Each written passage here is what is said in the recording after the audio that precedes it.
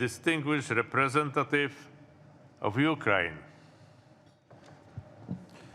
Thank you, Mr. Chairperson. Excellencies, ladies and gentlemen. At the outset, I would like to thank the Polish chairmanship in office for their excellent work throughout the year and for organizing this meeting. We are grateful to the CIO for calling things by their name in the face of Russia's genocidal war of aggression against Ukraine. This is exemplary how the chairmanship has been standing as the guardian of the OSCE principles throughout the year.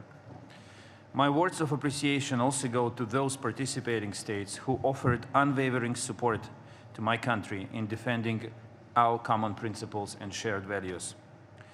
According to the Kremlin's plan, it was supposed to be already the 281st day without independent Ukraine, but with subjugated Ukrainian people, without rights, freedom, and future, but with thousands killed, deported, and expelled.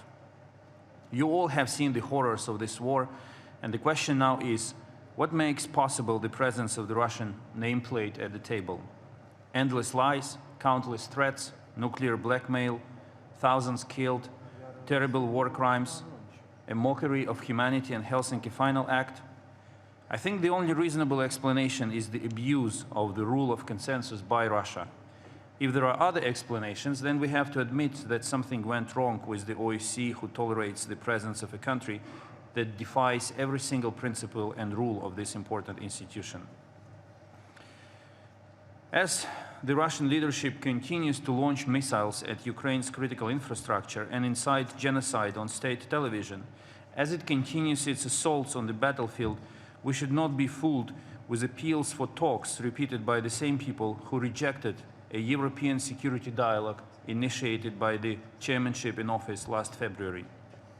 Here, at the OSCE, we can continue seeking ways to restore comprehensive dialogue, but the real choice is different: death with Russia or life without it. What people expect from the OSCE is not the adaptation to existing aggressive Russia, but an uncompromising fight for the principles OSCE stands for. For a lasting peace, the OSCE needs Ukraine's victory and the restoration of its internationally recognized borders. This all is a part of a 10-point peace formula suggested by President Zelensky.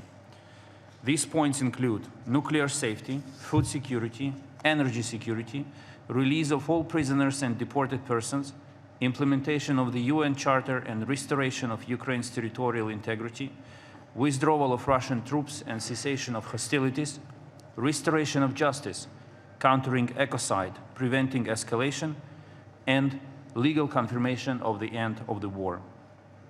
As Russia's war has far-reaching consequences and negative impact on the world's security far beyond Ukraine and the European continent, the peace formula has the potential to become a global format.